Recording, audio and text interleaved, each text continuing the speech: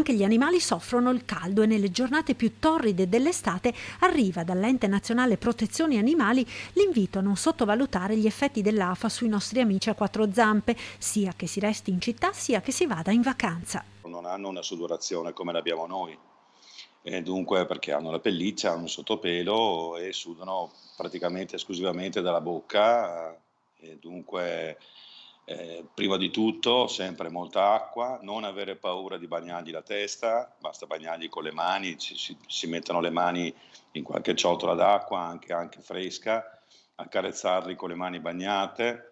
Attenzione alle passeggiate nelle ore più calde, soprattutto sull'asfalto che diventa bollente e potrebbe scottare le zampette, portare con sé dell'acqua e soprattutto non lasciare mai l'animale in auto.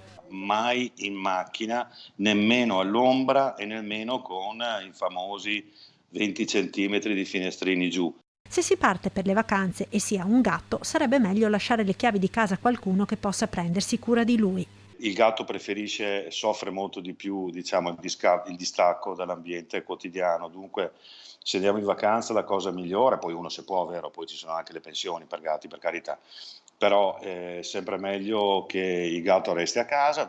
Discorso diverso per il cane. Il cane è un animale da branco per eccellenza, le indicazioni nostre sono portatevelo via.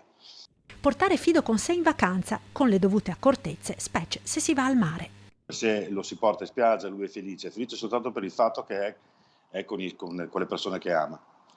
È ovvio che ci vuole l'ombra, deve stare all'ombra, poi se lui se la sente di spostarsi, però insomma ci sono tanti cani che adorano fare il bagno anche, tutti, ce ne sono moltissimi. Non c'è nessuna controindicazione se non quella dell'attenzione, dell'isolazione, certo.